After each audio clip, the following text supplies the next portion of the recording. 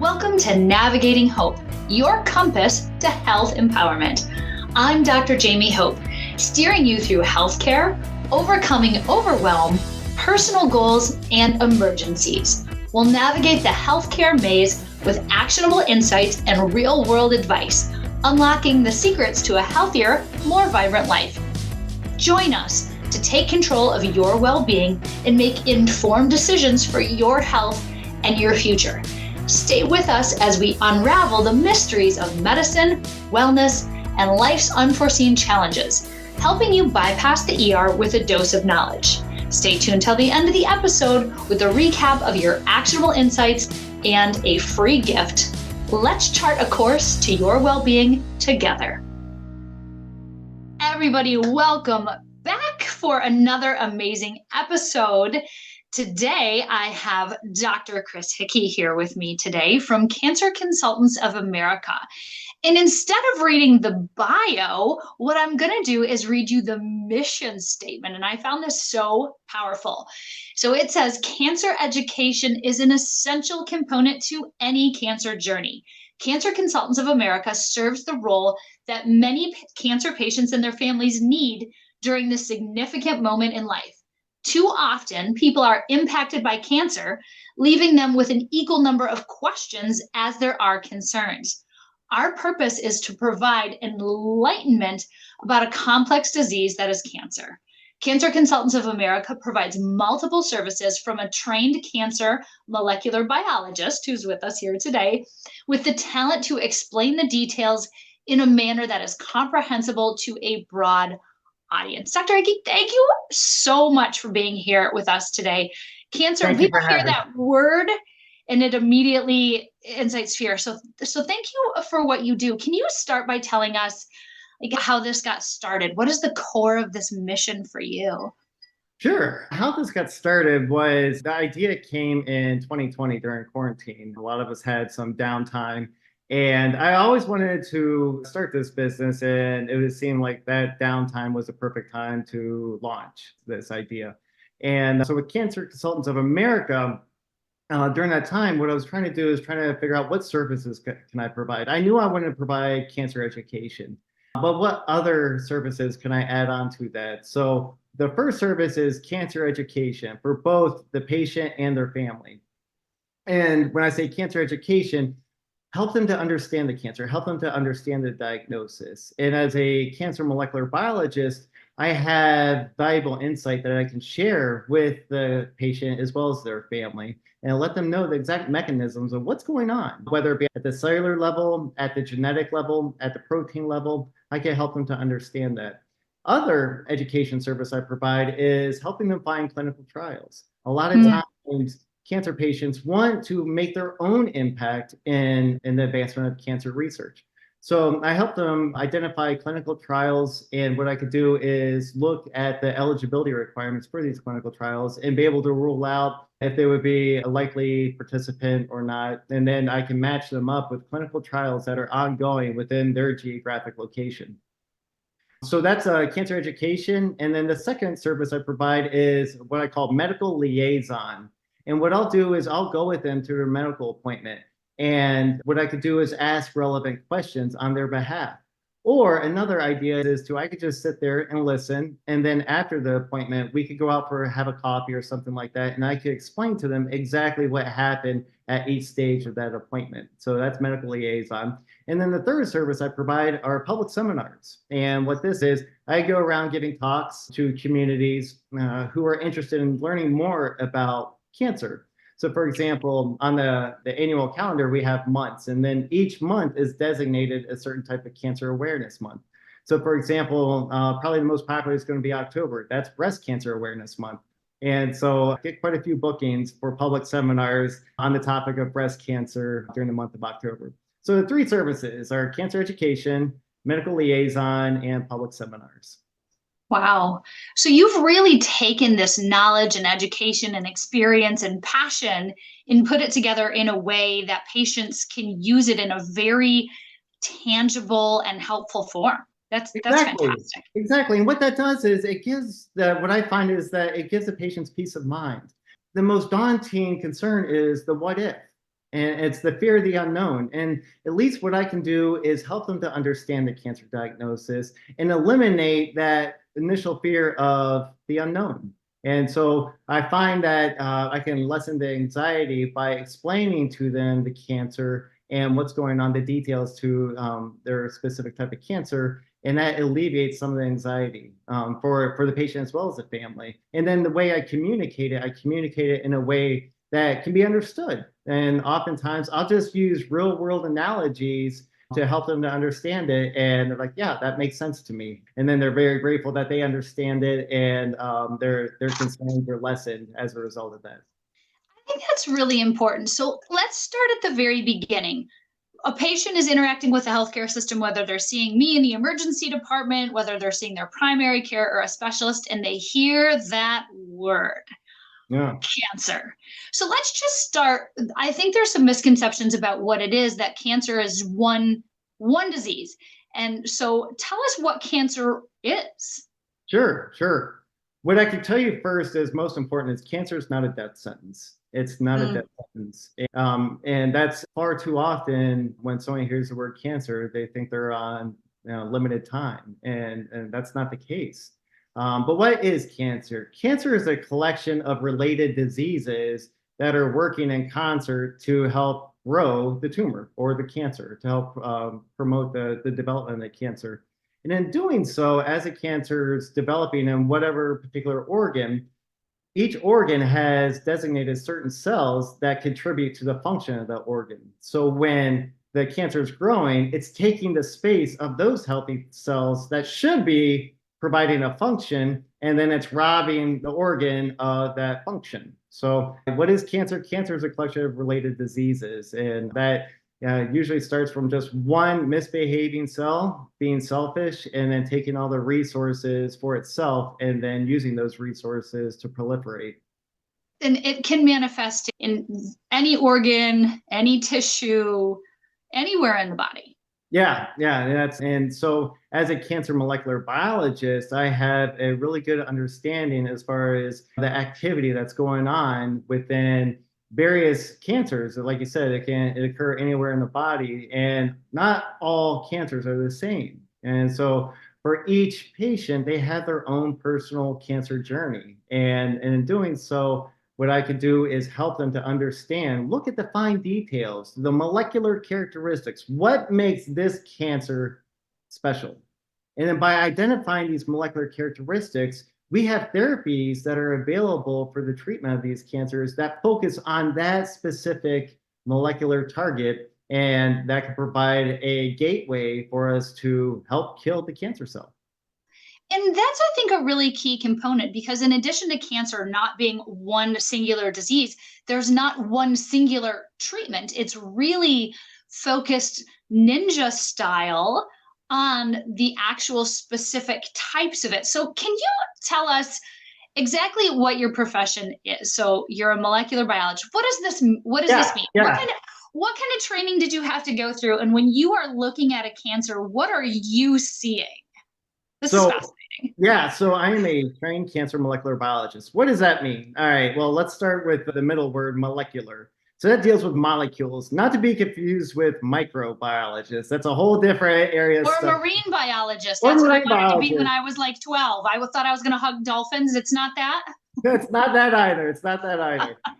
So I deal with molecules. So what's a molecule? We're talking about DNA. We're talking about proteins. We're talking about RNA. We're talking about genetics. And so molecules are very abundant within the cell. And so what I do is look at how those molecules contribute to the life of the cell. So that would be molecular biology. Now, let's take it a step further and look at cancer molecular biology. So in this case here, the molecules are functioning in a certain way that makes the cell cancerous. All right. In order to understand cancer molecular biology, you have to understand healthy molecular biology. And then once you identify the characteristics of a healthy molecular biology, then you can see where it deviates from the healthy setting and then transforms into cancer. So my training, I earned my PhD at the Ohio State University, and that's where I focused on leukemia experimental therapeutics. So there was a big push at the time to develop therapies for leukemia. And so that's where I got involved with my training. And you're asked what was involved in the training. Hours upon I was hours going to say upon hours so in the many lab. hours. Oh my gosh. I can't tell you how many sleepless nights I had and Oh, yeah. everything. But that's my passion. And when it becomes your passion, it doesn't feel like work. And it's in research, we had about 99% of the time experiment doesn't work. All right. But it's that 1% of the time that carries you on to the next experiment and then the next experiment and the next experiment. And you take all those little wins and you put them together, and then you see how it helps a patient. And by seeing the help of the patient, you say, okay, this is why I'm doing what I'm doing. And it's my goal is to keep families together, even if it's just for one more day. That means the world to me. Because you know what? Cancer is not going to cure itself. So that's my motivation. That's my passion for that. And so as a cancer molecular biologist, during my training, I had experience of learning a lot of different techniques. And through those, a lot of different techniques, I had the valuable insight that I could provide as far as how are these diagnostic tools being used to identify the molecular characteristics of cancer. So you're really helping bridge that. So, first of all, diligence and perseverance, clearly. And to combine that with passion, what you're doing is bridging the lab, all of those tiny, fine details, the microscopes, the molecular level, not the marine biology level, that's a different specialty. But then from that molecular level, but then you're taking that huge wealth of knowledge to the human side. So now walk us through what it would look like, whether it's a specific case or a theoretical. Somebody hears the word cancer and they're like, the fears, the all of the emotions that go along with it. They've got family members there on their journey. What does that journey look like when you are walking through it with them? Sure, sure. So with that cancer journey, it's scary. It's scary for to hear that word. And in doing so, you have to ask yourself this. When someone gets a cancer diagnosis, how much do they know about cancer? And really, it's a flip of a coin of what they know about cancer. If you have it, it doesn't look good. If you don't have it, it looks better. Right. And that's where when I first started this business, I saw the unmet need. And that unmet need in the medical community is cancer education. So, you mentioned the word to bridge, and that's one of the slogans with the business is bridging the gap between cancer and understanding. So, what does that look like as far as that unmet need? Well, ideally, I would love for patients to have the availability of cancer education incorporated into their circle of care. All right. And that's where the unmet need is that I identified. So I'm bringing that to the public and let them know that cancer education is available so you can incorporate it into your circle of care. So oftentimes what happens is by word of mouth, I get a lot of referrals saying you should call Cancer Consultants of America. So I'll get an email or I'll get a phone call saying I'm just diagnosed with cancer. I'm really scared and I don't know too much about cancer. Can we meet? And then as far as the sequence of events, how this happens is this is we'll have an initial consultation and there's no time limit for that initial consultation. And it's to benefit the patient. And what I want to know is primarily is what are your goals? Okay. And by knowing those goals, I am fully aware whether I can help them achieve those goals or not. And then in most cases, of course, I can help them. If I can't achieve all those goals, help them to achieve all those goals, I can help them achieve most of them. And that's where the synergistic relationship comes in, where they share the goals and then I say, okay, I think I can help you with this. Would this be something that you'd be interested in pursuing? And when they say yes, we got to take care of a little bit of paperwork and then so I work on a cash basis at the moment. And so then once we get that, then we're off to the races and we're able to get the client and their family informed and educated about their particular type of cancer. Now, let's say if, for example, their goals are to learn more about my type of cancer, I could check that box. Maybe another one is I want to make my impact on cancer. I'm not going down without a fight type of thing. How can I contribute to that? And then I can suggest, well, have you ever considered clinical trials? Yes, I have. I'm not really sure what that's about, but I don't want the placebo. Something like that. Yes.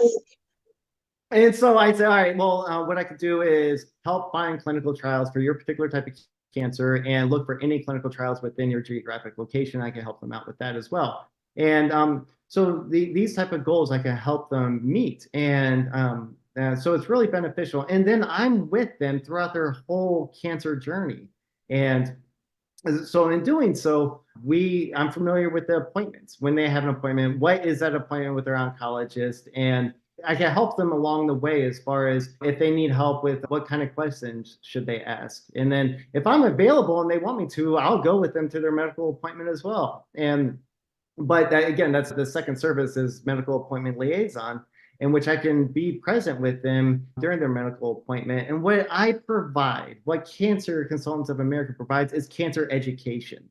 And in doing so, it's to bring all the knowledge I know about cancer and helping them to understand it in terms where they can understand it. And I think that's so key.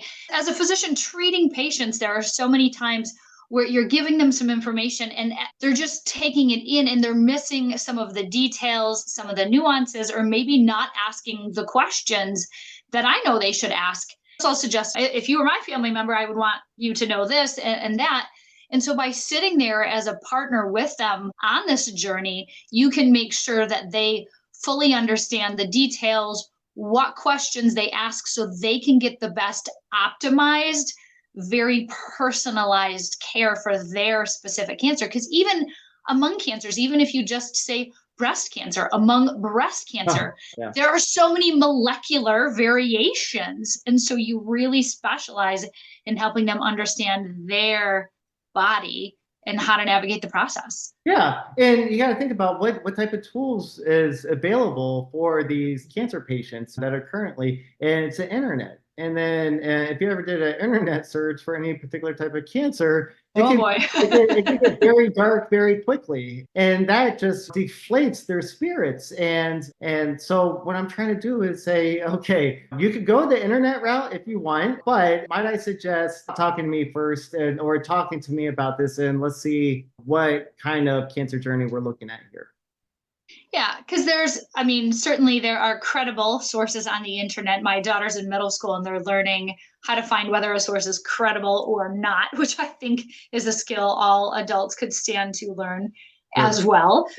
But that also by understanding their cancer at an individual, very specific, very molecular level, that targeted treatment is key because you help connect them to the advances. So, what are some of the exciting advances in cancer care right now that you can help people navigate? Yeah. Well, what I do on my website, cancerconsultantsofamerica.com, I have a newsletters tab available. And what this does is each month, I personally write a section in the newsletter called Cancer Answers. And what I do is I address a topic of cancer that is on the minds of many people. So I would love for the public to send me their cancer topics to write about. And oftentimes, what I'll do is if I'm looking for a topic to write about, typically I'll do the Cancer Awareness Month for that particular month. And then I'll write about that particular type of cancer. So, some type of cancers I've put into the newsletter are skin cancer, melanoma, gallbladder cancer, breast cancer, triple negative breast cancer. So, these are cancer specifics. But also, what I do is I write about topics of cancer that not quite specific about cancer, but lingering questions that the public might have. For example, can a virus cause cancer? Right. And so I have a newsletter available on my website that addresses that. Or what are the hallmarks of cancer? What are the hallmarks of cancer? And I write about that and I talk about the hallmarks.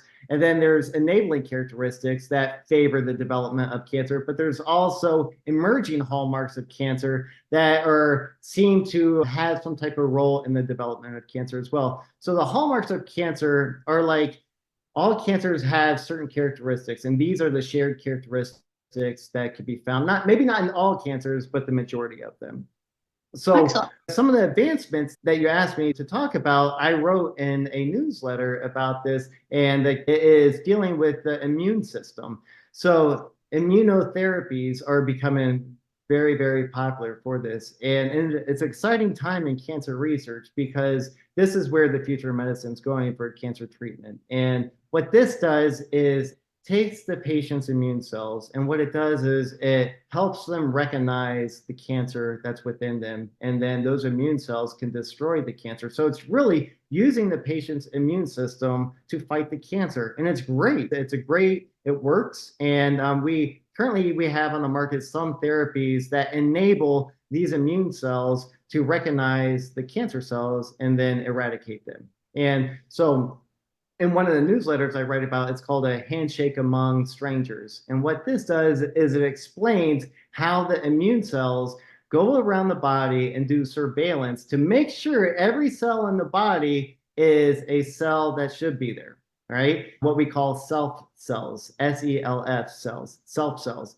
So they go around checking and make sure that, hey, are you a self cell? Are you a self cell? If so, great. We're going to leave you alone and let you do what you want to do. However, if you're not a self cell, it doesn't ask any questions. It doesn't say, all right, if you're not a self cell, what are you doing here? Tell me your purpose. No, it just eliminates them. And then in doing so. So the issue with cancer is this. Those immune cells are going around checking self versus non-self cells. And cancer is tricky, all right? And what they're able to do is say, hi, immune cell, although I'm a cancer cell, I'm still a self cell, so you should not kill me. And then so the immune cell goes on and it carries on. But what we could do is this. And the way I liken this is when an immune cell, this is where I'm going to go into my ability to give analogies about No, real I love world that. I know I'm items. loving this. This is so great. So, all right, when two cells meet, we have an immune cell and a cancer cell. They both extend a right hand to handshake each other, and this is how they're able to identify self versus non-self. So, cancer cells and immune cells, they shake with the right hand, okay? Or I'm sorry, cancer cells and healthy cells, they extend their right hand and they shake hands with each other, okay? Now, what if an immune cell goes and appears to a cell and extends its right hand, but the self cell, the non-immune cell, extends a left hand? Well, you're going to get a very awkward handshake, right? And in doing so, that is a good identifying characteristic that this is not a self cell. So the immune cells say, hey, you didn't use your right hand to handshake me, therefore I'm going to kill you. All right.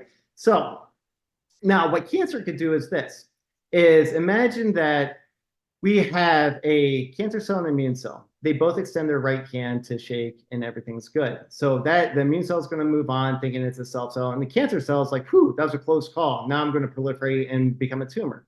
But what if we do this? What if we have a drug that's available that acts like a glove? And by doing so, we put the glove on one of the right hands of either the immune cell or the cancer cell, and it blocks that handshake from ever happening. If that immune cell doesn't do the right handshake with the cancer cell, all right, what's that immune cell going to do? It's going to eradicate it. It's going to say, we didn't shake hands. I'm not asking any questions. You're a goner. So we have drugs that are available, what these are called, that serve like the gloves that inhibits that handshake. By inhibiting that handshake, you're helping the immune cell to recognize a cancer cell and then eliminate the cancer cell. So the future of, as I see it, the future of cancer therapy is really going towards the immune system and priming the patient's immune system to recognize the cancer cells and then eliminate it. And that's so exciting. Cancer treatment has come such a long way from a very generic chemotherapy that wipes out cancer cells and your healthy cells.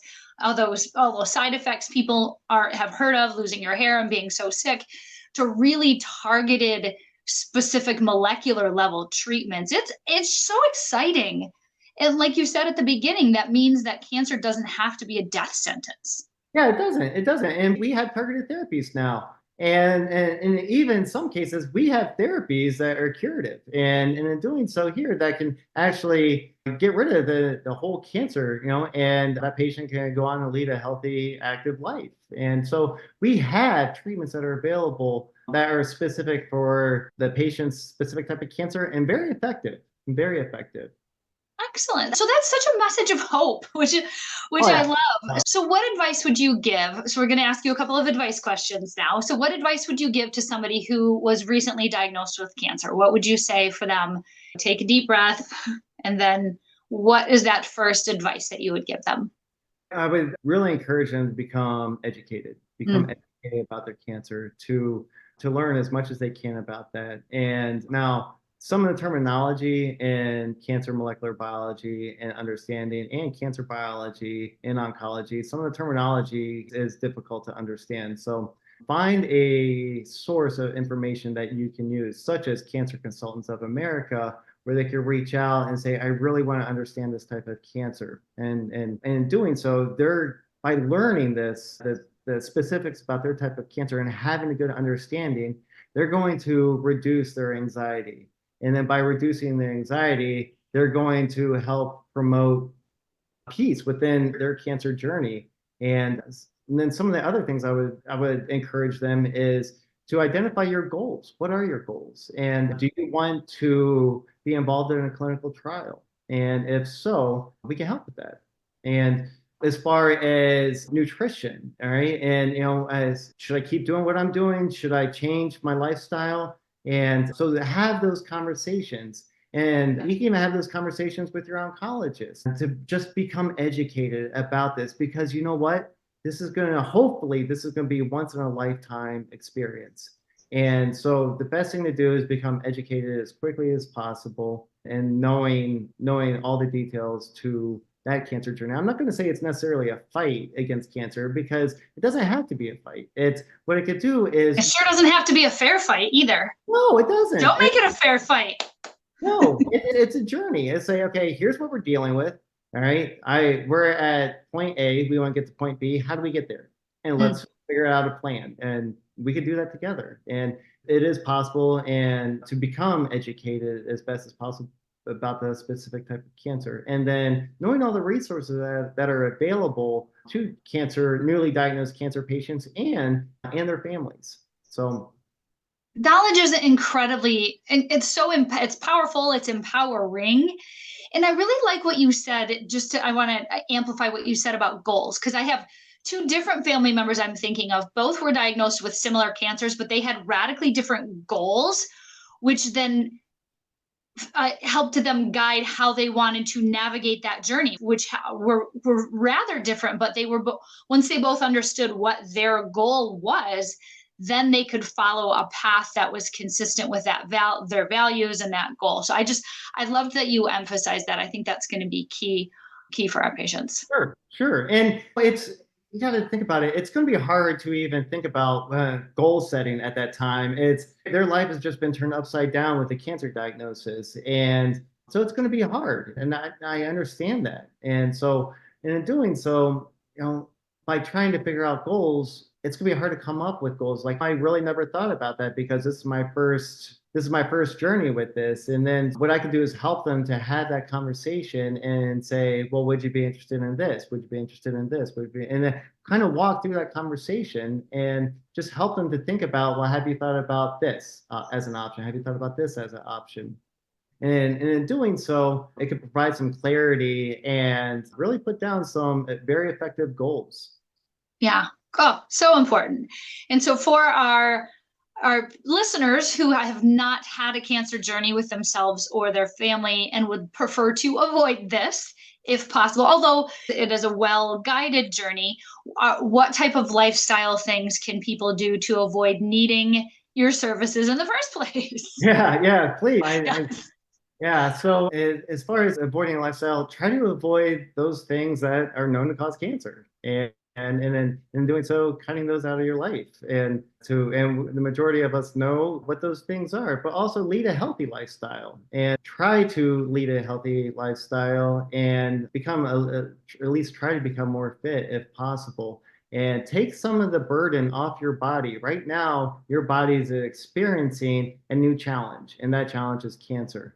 Well, it's going to be easier to fight one challenge rather than two challenges, whatever that second challenge is. So the cancer, that's going to be a different kind of journey. But what you can do is try to eliminate or at least reduce that second challenge to help your body favor the challenge of fighting cancer versus anything else. So instead of it's always better to have one challenge versus two challenges, or three challenges, or four challenges, or five challenges, whatever the case may be.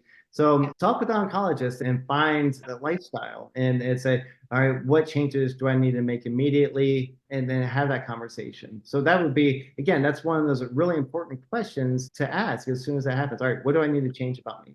And so again, that's one of those questions that's really important to ask at the very beginning. Yeah. Because, yeah, as you said, having cancer plus diabetes and heart disease is a lot more challenging than fighting the cancer alone. So those lifestyle factors, and that my favorite mantra, I choose these descriptors intentionally. If we focus on nourishing food, energizing exercise, however that looks for your body and your situation, restorative sleep and stress release, and meaningful connection, just those lifestyle things, whether you to prevent a cancer or to keep you as safe as possible during your cancer journey, are going to be so key. Like you said, let's reduce the number of things we're battling here. Yes, yes. Yeah, exactly. All right. So looking ahead, any other goals or projects for Cancer Consultants of America? Yeah, I'm really advocating that these services are available to everybody. And so I have the website, cancerconsultantsofamerica.com, that's available. We have a social media presence on the popular platforms, and you can find us at cancer_America across the platforms. And what I do is at the beginning of the month, I make announcements that there's been a new newsletter that's been launched on the website. I can also provide cancer education that's free to everybody, whether we're talking about a handshake among strangers in one of the cancer answer section, or we're talking about the hallmarks of cancer in the cancer answer section, or we're talking about specific types of cancer. So it's there. But other things that I'm trying to do is I would love to team up with a cancer specialist, whether it's going to be a small facility or large facility, and work with them to provide cancer education and almost become incorporated into the process, almost like to streamline the process in which if someone receives a cancer diagnosis, their next stop is at the cancer education department, where they can learn as much as possible about the cancer or set up an appointment, become educated about the cancer, and then whether before or after, go see a nutritionist, go see a behaviorist, something like this, to have this be incorporated into the circle of care. And so that's really what I'm doing. I'm doing a lot of outreach, so letting people know that this is available and it's beneficial. And it's it's an unmet need that's in the medical community right now, is cancer education. But it's available, and it's available to everyone. And I could take clients across the country, across the globe. We have this wonderful ability of these teleconferences where we can have these interactions, and we don't have to be nearby. And so it's wonderful. And there's no reason that something can't happen, because we have all the tools available now to provide cancer education. Excellent. I love this needs to be normalized. This needs to be a standard part of the journey until we get to a point in medicine where we can just prevent all cancers. We're not there yet. It's still people's reality right now. Having the education, having somebody walk you through the journey, understanding that your cancer has unique molecular properties versus just being under a lump diagnosis. And by knowing those properties, it can really help inform the best and safest treatment options. Wow. What an amazing journey. Yes, yes. And it's, again, I hope it's only once in a lifetime type of experience for everyone. I hope it's never, if it's going to happen, I hope it's only once. And in doing so, Cancer Consultants of America is available to help during that. Hopefully it's only going to be once in a lifetime type of cancer journey, to help become educated, and to, if anything, to just put the mind at ease, is say, I understand what I'm dealing with now. And by understanding what you're dealing with now, we are able to formulate a plan on how we're going to deal with it. Awesome. Well, everybody stick around for your top takeaways and your free gift. Dr. Chris Hickey, thank you for your time. Thank you for your mission and the beautiful way that you are helping people from diagnosis to cure and success and beyond. Thank you so much for being here with us today. Thank you for having me. It's been a pleasure. Thank you. Thank you for tuning into Navigating Hope with me, Dr. Jaime Hope. It has been an honor to navigate the realms of health and wellness with you today. Remember, in the journey toward a healthier life, knowledge is your compass. If you enjoyed our time together, please share, like, and subscribe to Navigating Hope. Join us next week where we'll continue to empower your health journey, arming you with the wisdom to navigate life's challenges and keep the emergency room in your rearview mirror.